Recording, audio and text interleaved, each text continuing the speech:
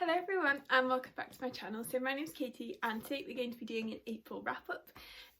So I know I've been doing a lot of recent reads recently, but I thought I might as well just do an April wrap up because why not? And yeah, this video might be quite long, so I'll definitely try and leave like timestamps for each book in the description if you just want to hear my thoughts on certain books. But yeah, because I read quite a few books in April because I was off for most of April. Well, all of April actually. Although I was quite anxious for some of it just before results came out because yeah, very stressful time, but it was all fine in the end. So yeah. I have 21 books on my list, but then I think I already wrapped a couple of them up in my latest recent reads, so because I think they were just kind of continuations of series that I was already talking about, so I thought I'll just chuck them in there. But yeah, so this is most of the books I read in April, which I'm very excited to talk about. So let's just get started. So the first book I'm going to talk about is called Glorious Poison by Kat Dunn, and this is the final book in that trilogy. I think the trilogy is called Battalion of the Dead. The first one is called, what's it called? Dangerous Remedy, that's it. I actually really enjoy this series. It's really great, like YA kind of fantasy. It reminds me weirdly of a lot of YA fantasy that I used to read when I was about like 14.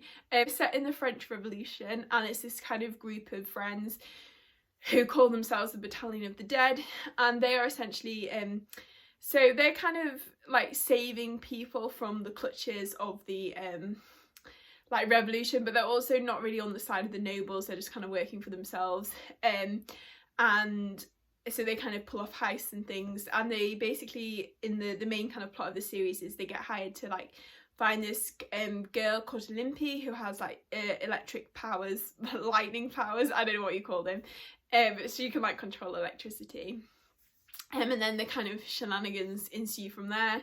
I thought all the books in this series were really solid. I really enjoyed the conclusion. Like, it's hard to kind of talk about a conclusion if you don't know any of the books, but I thought everything wrapped up really well. Like I was very happy with all the character arcs. One of the characters who I'd always kind of was a good character, but like they were never my favourite, really like stood out to me in this book, so I enjoyed that. I feel like it was a good kind of bittersweet ending. Like, it was fairly happy and hopeful, but there was a few like tragic things, so they're kind of the endings that I tend to like. I don't like it when the ending's all doom and gloom, but I also like, I guess I do like it when everything's super happy and works out well, but also I don't think that would have quite fit the tone of the series. So yeah, I thought it was good. I enjoyed it. And then I read so I gave that 4 stars. And then I read Dragon's Promise, which is the sequel to Six Crimson Cranes by Elizabeth Lim. I gave this one 3 stars. So this one, I don't know, I was a tiny bit disappointed, but I don't know, I don't think it was a bad book necessarily, but I think I just love Six Crimson Cranes so much that this one just didn't really compare. It was still like good and kind of entertaining to read, but it just wasn't on the same level of Six Crimson Cranes, I feel. And I don't know if that's just because like Six Crimson, sorry, a bit of a tongue twister. Six Crimson Cranes was so like, it was a retelling, so it had a lot of kind of structure and like, and then this second book, it just felt, I don't know how to describe it other than very sequel-y. And if you've read her like other series, it almost felt like you were rereading Unravel the Dusk in a way. Like, I think the way she does her sequels, I don't think they quite click with me. I feel like in a weird way it should have been a trilogy, because there's the first like part of Dragon's Promise kind of takes place like underwater in a dragon kingdom, and I feel like that should have been beefed out to a whole book, just because there was a lot to explore and it just felt like it went by so fast. And then yeah, I just feel like the characters weren't as like, I don't know, I just didn't quite love it as much as Six Crimson Cranes, but I'd still recommend the duology because the first book is so good. But yeah, the second book was just slightly disappointing. And I think it was good in a way how everything sort of wrapped up. I feel like it was a good ending, like how it all ended, but like how you got there was a bit like, I don't know. I felt like I was just reading it. I wasn't like in love with it, if that makes sense. Okay, and then this one is more positive. So the next one is Forging Silver into Stars by Bridget Kemmerer. So I actually didn't know this existed until I saw it on NetGalley. So this is like a spin-off series for the A Curse So Dark and Lonely trilogy. And I enjoyed the Kiss of Dark and Lonely trilogy, but I feel like A Vow So Bold and Deadly was a little bit like meh. I feel like everything just happened quite quickly and like it wasn't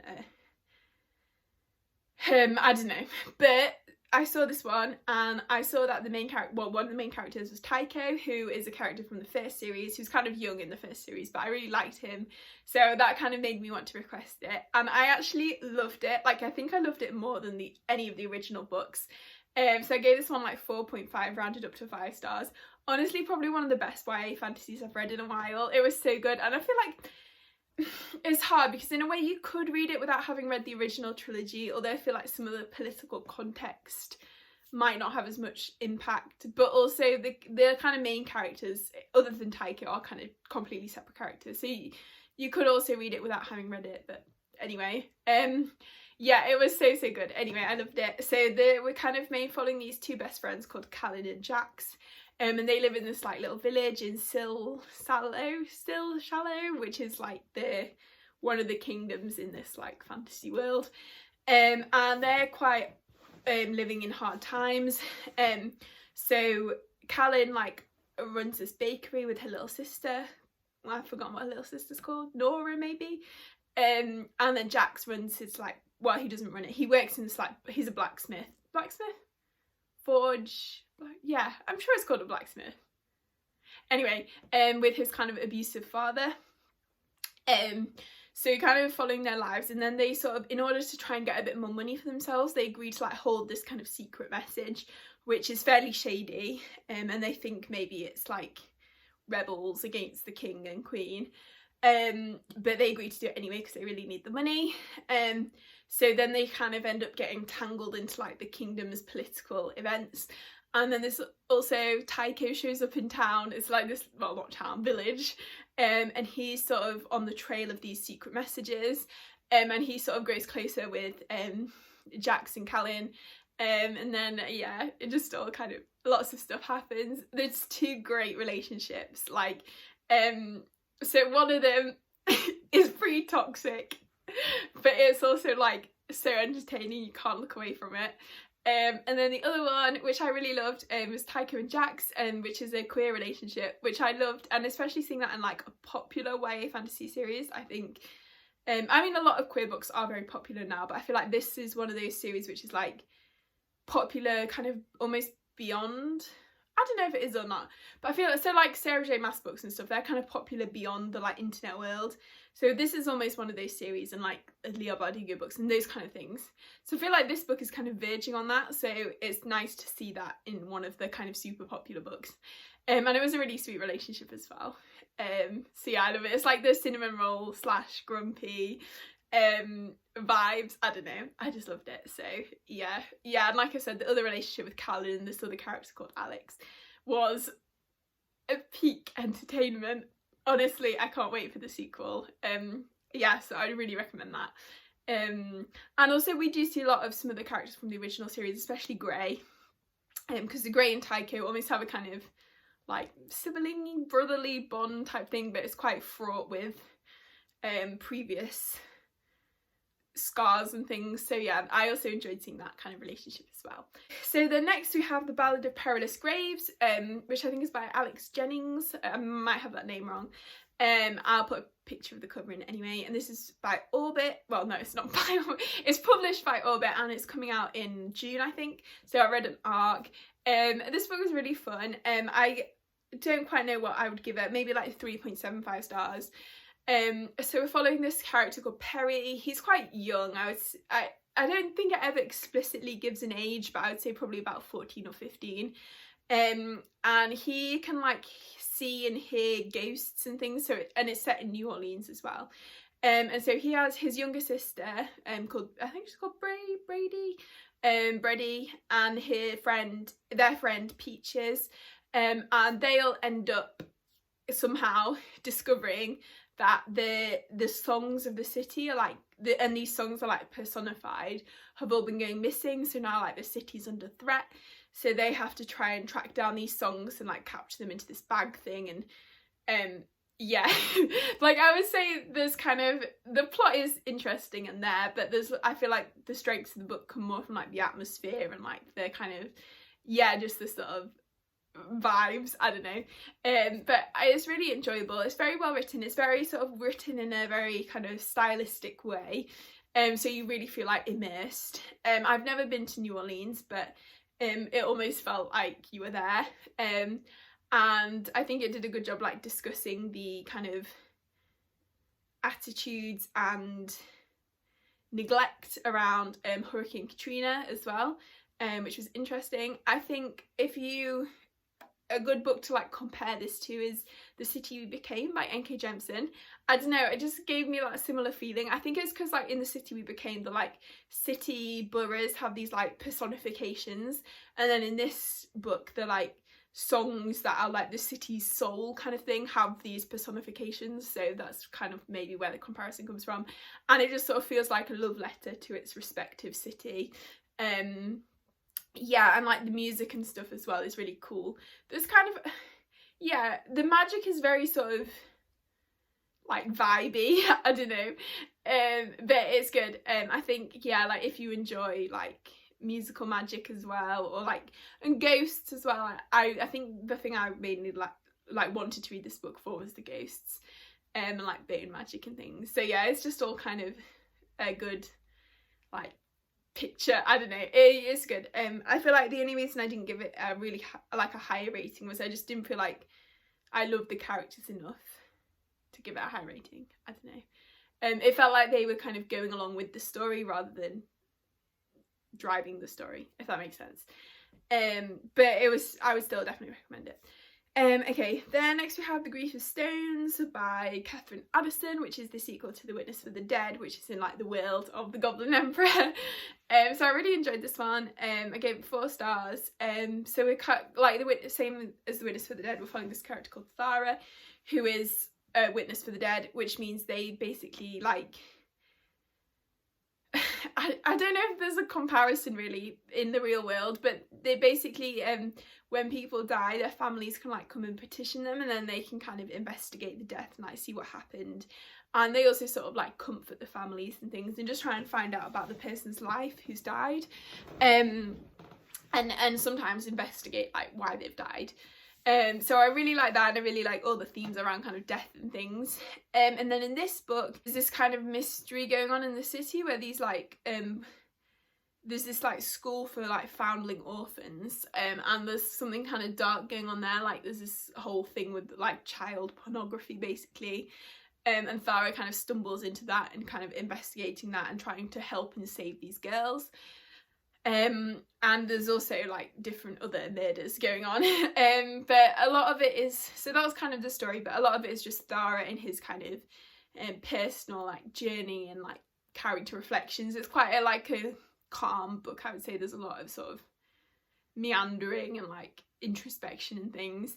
So yeah, Thara was a really good character, very interesting. And the only thing I thought with this book was, like, if I knew there was going to be a sequel, it would be very satisfying. But if that was how it was left, it would be really frustrating. But it's hard to know because there's no sequel been announced yet. But I feel like there will be one. Like, I don't know. So it's like, it's a good ending if you know there's more coming.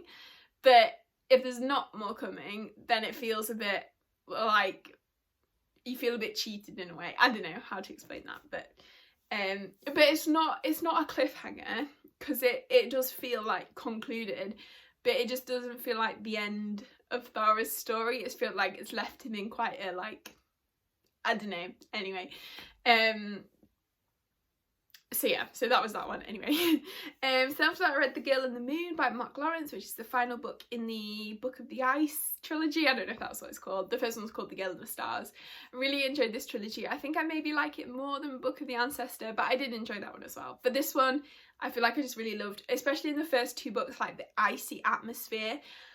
I think that was the main thing that this book I felt like was missing, because it's set in kind of Sweet Mercy Convent, which is like a nunnery. and like in the kind of like lush greenery, whereas in the other books are like on this really harsh icy landscape, which was really cool. Whereas yeah, this one is more thing, but it's like there's still, the characters are all just as good. Like the plot is really good. There's a lot of kind of intricate weaving of like different plot elements and things, and I feel like this book especially ties things together with Book of the Ancestor really well. And there was a lot of things which you felt like you were getting answers to in a very satisfying way, which I enjoyed. And there was some playing with time in this book, which is always a little bit like, how do I feel about this? But I thought it was done really well in this book. Yeah, so if you've enjoyed the trilogy, I think you would definitely enjoy the finale. It's a very satisfying finale. And I really like Yaz, she's a great character. So that's that one. So then after that I read Miss Percy's Guide to the Feeding and Care of British Dragons or something. It has quite a long title. I really enjoyed this one. I gave it 4.5 stars. It's sort of like a combination of like historical fiction / fantasy. It definitely gave me very similar vibes to A Natural History of Dragons by Marie Brennan. And it's just a very like comforting, I don't know, that kind of like cozy fantasy type vibes. So following this character called Mildred Percy, who is like living, she's a spinster and she like lives with her sister and sort of acts as almost like a governess to her sister's children. And one day she gets this inheritance from this like great uncle who's just died. And it's just quite mysterious. It's a load of like little trinkets and things. And there's this like mysterious egg-shaped rock. And so she teams up with like the vicar, who what was it? I can't remember his name, but anyway, and together they like watch this egg hatch. And then they have to look after this little dragon. Who has the best name is all I will say. And yeah, it's very cute, and seeing how they kind of manage with this dragon. And then there's at the same time there's this kind of charming, slightly sly character who shows up in town, who's after the dragon egg, but he's quite young, and then he catches the eye of like Mildred's niece. And then there's just all this like drama that goes down, and it's really funny. It's a very charming book. Mildred's a really great character. You just feel so much for her, and like you really want her to like succeed, and like seeing her realise that she can like go after her own dreams rather than just like living for everyone else was just really like, oh. And this little dragon is just the cutest bean ever. Oh, love him so much. And yeah, I would just really recommend it. I feel like if you don't like the kind of more cozy like fantasy, then maybe not. Like if you'd like action-packed battle after battle, not the book for you. But like if you like the sort of like things that I like, I think you would like it. So yeah. And then on a historical romance kick, I read an arc of A Lady's Guide to Fortune Hunting, which I believe comes out in about June. Or maybe May, I don't know, one of the two. I was obviously on a historical romance kick after watching Bridgerton. So this one is not like magical in any way, it's just historical romance. I'm following Kitty, who's this like a fortune hunter basically. So she lives with like her 4 sisters, and their parents both just died and left them with a lot of debt. So Kitty decides that she's going to go to London and try and capture the eye of a rich husband. So she does this, she goes to London, and she like decides on a target. Who I love, like the character who like she tries to latch her claws onto, is the cutest little bean ever. He's so precious. I feel like he deserves his own book. But then Kitty's plans are kind of thwarted when the older brother of the man she kind of is trying to get to marry her, I think he's called Archie, and then the older brother's called James. So James like cottons onto what Kitty's doing and then tries to thwart her, and then Kitty and James like trying to constantly one-off each other, and it's so funny. And then you can probably guess what kind of happens. But I really enjoyed it. I think I gave it 4 stars. It was just a great time from like start to finish. Kitty was a great character. She was so like yeah, like feisty, but also she cared so much about her sisters and she just wanted what was best for them and was like willing to sacrifice her own kind of happiness for that. And then Kitty also travels to London with one of her sisters called Cecily, and Cecily was an absolute icon. Like, I think we're probably, I'm hoping anyway, we're going to get like a whole series with each book, each sister like gets a book, and I think Cecily's book will hopefully be next, because like I feel like there is a bit of a teased romance for Cecily as well. So yeah, I'm really looking forward to that. I'm honestly, yeah. And it was just a really fun time, so if you like historical romance, I definitely recommend. I feel like the only thing I wanted a bit more of was maybe at the end when they like realised they were in love. I don't know, just a few more like sweet moments, but anyway. Okay, then after I read Legacy of Light by Matthew Ward, which I gave 3.5 stars, although it's kind of hard how to rate it because I feel like the first half of the book I kind of struggled with, but then the second half of the book I got really into. So it's like the first half of the book would be maybe like 3 stars, and then the second half would be like 4.5 stars. So I kind of averaged it out in the middle, although that's not quite actually the average. But anyway, so this is the final book in the, I don't know what the series is called. The first one's called Legacy of Ash anyway. And so I really liked the conclusion and how everything sort of wrapped up. But I feel like I've had the same struggle with every book in this series, and that's they're hard to like get into initially. I don't know if that's just because they're so long and then you feel unmotivated, but by the like, I read the second half of the book in like a day. I really loved it, but it was just that kind of struggle to get into it, and I don't know if I just maybe read it at slightly the wrong time because it was like around exams and stuff. But I would still definitely recommend the series. Some of the characters, I feel like they just sneak up on you with how much you love them, and then you think back and you think, oh yeah, I do love them. And yeah, I especially liked in this book how we got some of the younger characters, although they're kind of a bit older now because it's a bit of a time jump. But they're some of my favourites, like Sidara and Altris. I love them. I feel like if you've enjoyed the series, you'll definitely enjoy the last book. I think it's just like the same as all the other books in the series. So if you haven't had this problem with any of the other books, then I don't think you would have a problem with the last book. I just feel like it's a bit hard to get into sometimes, but then I really like the sort of, I like all the characters, I like the magic actually is so cool. It's almost like takes elements of horror, and yeah, so they have like this crow market thing, which is like these things called the Ranakin, which are like human bird things, and like it's very creepy like magic, and then there's also some like creepy forest magic as well. So yeah, it's just all very interesting.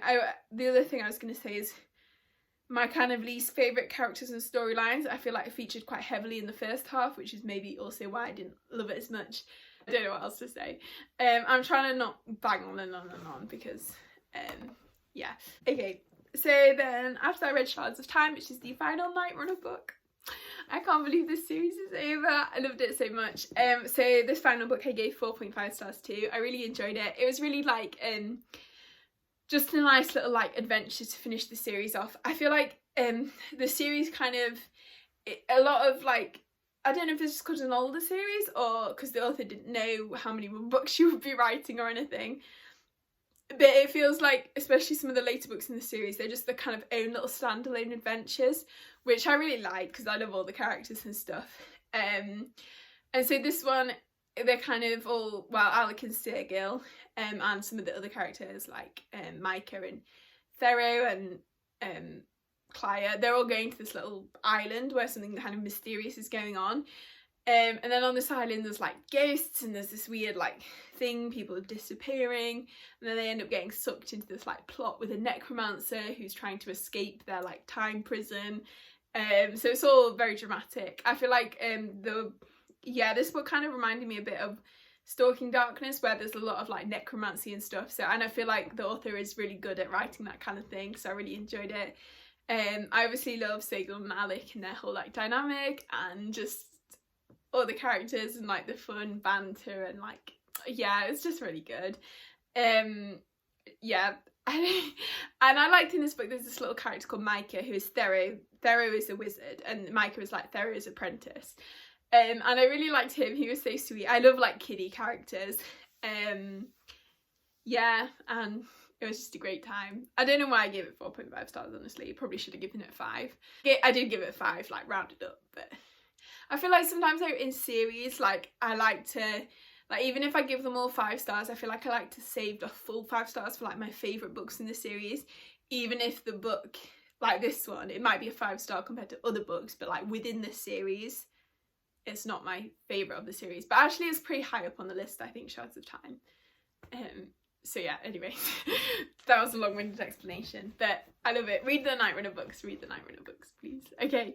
Okay, then after that we have The Hunger of the Gods by John Gwynne, which is the second book in the Shadow of the Gods series. I think it's called the Bloodsworn Saga. I really love this one. It was a really great sequel. I gave it 4.25 stars. Yeah, like if you like Shadow of the Gods, you'd definitely like Hunger of the Gods. Like, I feel like it stepped up the game, definitely. Probably, well, I don't know. It's hard because I feel like it's the best written John Gwynne book like I've read so far, but I feel like I'm slightly more attached to the characters in the Faithful and the Fallen series. So I feel like it's not my favourite one, but it was probably the most like well crafted. Yeah, it was really good. I love all the like gods and like Norse mythology, and the characters are all on their little missions. So the 3 kind of main characters we follow, so Orca, who in the first book, her son goes missing, and then she's like on a mission to try and track him down. And basically in this book she's still on a mission to try and track him down. And then we're also following Elvar, who in this book is kind of a bit on the rise to power. And then Varg, who is like a member of this crew called the Bloodsworn, and in the first book, God bless him, he's just like trying to fit in with this new little family. And in this book he sort of found his place a bit more, which I kind of liked. But I feel like his story is more like to follow kind of what the Bloodsworn are up to. And then in this book as well we get a couple of POVs of slightly more like bad guys. But I was initially a bit like, oh, why are we getting their POVs? But I thought they actually added a lot of this to the story. And yeah, and I also, probably not shockingly, quite like the kind of main villainess of the series, the dragon god, Godly Reaper, yeah, who is a bit of a, yes, if you know the kind of characters I like, then you're probably not surprised. But I really like all the gods, and in this one we kind of get more of the god characters, because we see a bit of Ulfrir as well, who's like the wolf god, and I can't, what's his name, Scatter, no, Rotti, something, the like rat god, who's very like a kind of character I quite like.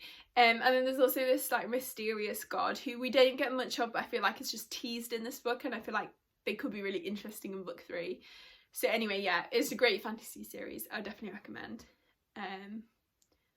Yeah, so that's that one. I also feel like John Gwynne's really good at writing like battle and action sequences, but they are always a few too many for my taste. But actually, having said that, he does write them really well, and you never sort of get bored of them. So yeah, if you're like me and you don't love like battle after battle, I'd still give his books a try, because they're like very well written battle scenes, even though there are a lot of them.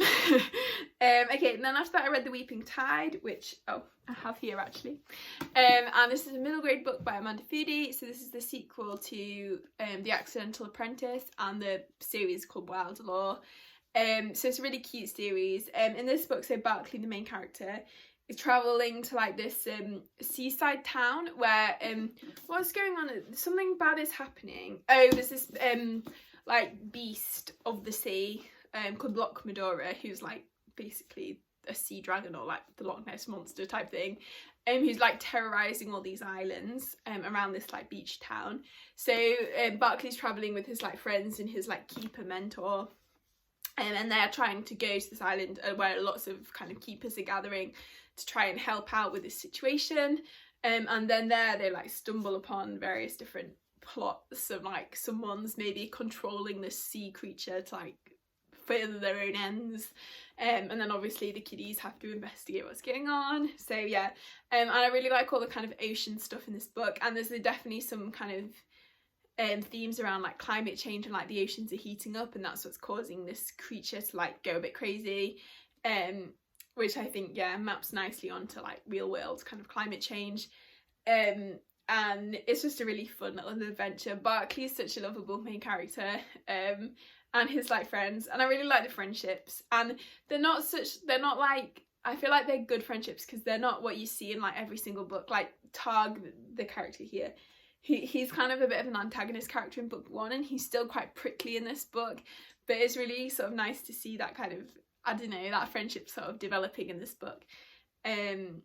So yeah, so I would definitely recommend this middle grade series. I think I gave this one 4 stars. Okay, and then I got really into this fantasy romance series. So the first one was Paladin's Grace, and they're all by T. Kingfisher. Then Paladin's Strength and Paladin's Hope.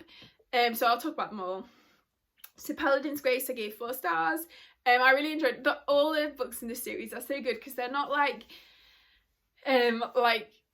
I don't know how to explain it. It just feels like they're just people, and there's like so much overthinking and like unapologetic horniness, and it's just so great. And I think I forgot how much I love like fantasy romance, because I feel like a lot of the times I read fantasy books with a little bit of romance in them, but they're not like specifically romance books, whereas these books feel like romance books with a bit of fantasy in them, and the fantasy elements are actually really good. I really like them.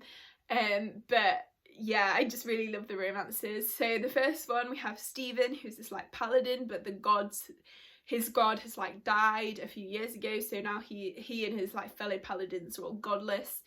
And then he meets Grace, this like perfumier, I don't know, anyway, she makes perfumes. And they end up stumbling into this like mystery because people in the city are dying and they're leaving like headless corpses. So then yeah, they're investigating that, but at the same time they're like blossoming romance. That's kind of the main story, and there's a lot going on. It's just really good. And then the second book, Paladin's Strength, so following another of the paladins. This one's called Istvan, who's like friends with Stephen, because that's like the group of friends, and then each one follows a different paladin. And then Istvan's gone on this mission like north to try and investigate this mystery of the heads, because they kind of solve it a bit in book 1, but there's still a outstanding mystery, so they're trying to solve it more. And he stumbles upon this nun called Clara, and Clara's trying to hunt down her missing like nun sisters. So Istvan agrees to help Clara find her sisters, not her actual sisters, her like nunnery sisters. I don't know. And yeah, I really enjoyed this. I gave this one 4 stars as well. Istvan is such a great character. He's like a overgrown frat boy basically, but he's really entertaining. I really like Clara as well. I really like Stephen and Grace, but I feel like in every book the characters just got better for me.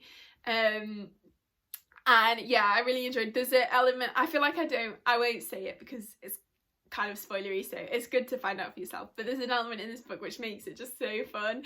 And yeah, I really enjoyed exploring that sort of element. I just really like the romance and stuff. It was good, and the books are so funny, like you're grinning the whole time while reading, and there's just so many like innuendos, and it's just really good.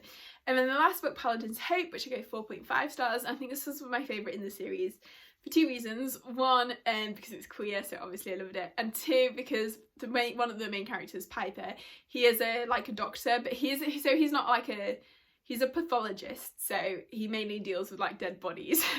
But I still loved all the sort of slightly more medically elements to it. So then he is meeting the next paladin, Galen. So they covered the whole trio of paladins. And people are again dying mysteriously, but slightly different deaths this time. And then so Galen and Piper team up to try and find out what's going on. Galen because he's a paladin, and Piper because he's like the bone doctor, so he deals with dead bodies and stuff.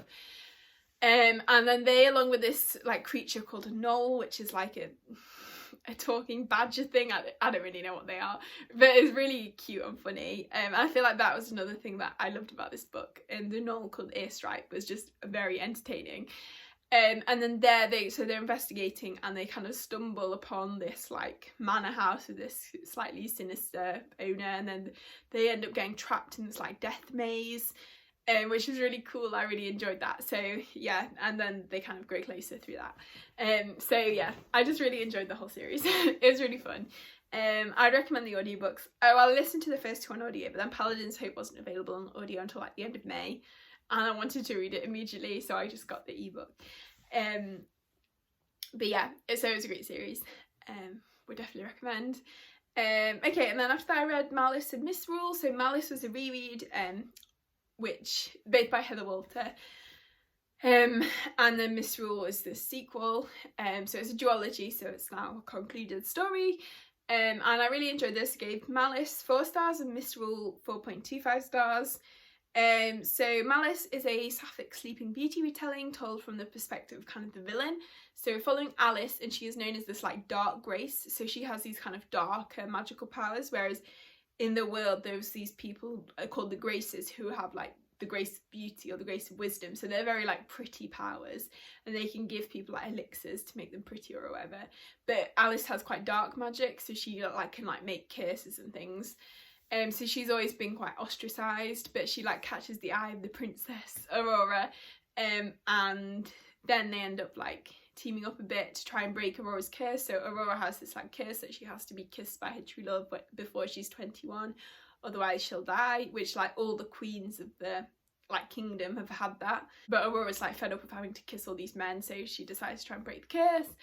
And then obviously Aurora and Alice grow closer, and at the same time Alice is investigating her like magical powers a bit more, and she finds this other weird character in a tower called Cal who's like trying to teach her about her powers, and he's like trapped in this tower. So yeah, and I really enjoyed Malice. I think the first time I read it I was shocked by the ending, like, and especially since I thought it was YA, but I've since found out I think it's an adult series. But the ending is very dramatic and very good.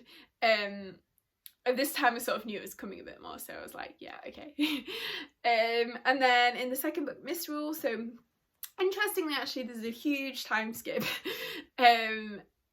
which I thought worked quite well and sort of mirrored the actual like Sleeping Beauty story in a way. And so in this book, I don't really know how to talk about it without spoiling Malice, but basically we're continuing to follow the story of Alice and Aurora, and various things have happened which has driven a bit of a wedge between them, and yeah, so the developments ensue, and there's kind of a threat from the Fae, and there's more exploration of like some of the darker like magical creatures as well, which is quite interesting. I really enjoyed Misrule. I think the only thing that made me slightly annoyed was like Alice gets pretty evil and doesn't really face many consequences for her actions, which is kind of fair because like you don't have to in a book, you can just be evil for the sake of being evil. But just the way it was done, it made you like, I don't know, there was just something that like, so Alice was like doing these really bad things, but then the characters would like forgive her very easily. But like the tone of the book made it seem, it wasn't like the kind of tone of book where it's like this character is just bad. The book made you want to like, made you seem like you should like Alice, but then you, I don't know if I'm explaining this well, but then it just, she wasn't quite, I feel like she just got away with a bit too much. I don't know, it was kind of weird, but I did actually really like the ending and how things were kind of left like with the relationship and stuff. I thought it was very good. Yeah, and I liked everything kind of wrapped up, so I did enjoy that. But yeah, I feel like my main gripe with the second book, even though I thought the plot was really good and I actually liked the plot maybe more than book one, was just Alice's character, I think. So yeah, okay, and then so 2 more books. I've been talking for 40 minutes. So we have A Nobleman's Guide to Shipwrecks and Scandal by Mackenzie Lee. So I know this author is kind of problematic, and I won't like be reading of any of her books in the future, but I really wanted to read this one because like I read A Gentleman's Guide to Vice and Virtue and A Lady's Guide to Petticoats and Piracy, or the other two, kind of a very dark time in my life, and they brought me quite a lot of joy. Just they're very light-hearted and fun, so I just really wanted to read the like concluding book, and I actually really loved this book. So I gave it 4.5 stars. I love Adrian. So we're following Adrian Montague, who's like the youngest Montague sibling, and Monty and Felicity, with the other 2 Montagues, have like, he doesn't know they exist basically because they like left the family way before when he was a baby essentially. So he has no idea that he has these 2 siblings out there, and he's basically like living his life as a young lord, but he's very anxious. And actually I feel like Adrian was maybe my favourite Montague sibling, and you felt like so much for him with his anxiety because, oh yeah, and his mother has died a few months ago, and and she's left him with this like weird half compass thing, which he then tries to investigate to like work out what's happened to his, or why his mum has left him this thing. And in investigating this, he stumbles across Monty, who he discovers is his brother, and then they end up going on this adventure and they travel off, and then they find Felicity as well.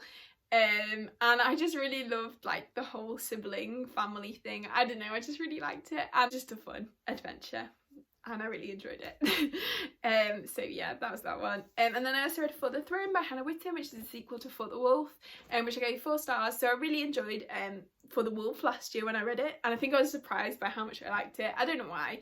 And I love the like creepy magical forest and everything, and I feel like I really enjoyed For the Throne as well. Maybe not quite as much as For the Wolf, just because I feel like I like the romance a lot more in For the Wolf, whereas in this one, the romance wasn't such a big element of the plot, and also the 2 characters who the sort of main romance was, I didn't like love that romance as much, but it was still a really good book. And if you liked For the Wolf, I would definitely recommend reading For the Throne. And this one we have slightly less like foresty like imagery and magic, but they're in this like Shadowlands, which is like a sort of underworld, like helly type place. But I kept imagining it as the elephant graveyard from The Lion King, because the descriptions and stuff, it was like a graveyard of bones from like old gods and things, and I just kept picturing this elephant graveyard. Which kind of, I guess, fit the atmosphere a bit. So we're still following, in this book, we're still following Red for some of the POVs, but also following Neve. So we did get some Neve POVs in For the Wolf. But Neve's like the older sister, and she's always been for the throne, but at the end of the second book at the end of the first book, she basically ends up in this like underworld thing. So she's in this underworld with this character who's a bit of the antagonist from the first book, called Solmir, and he's like a fallen god king thing.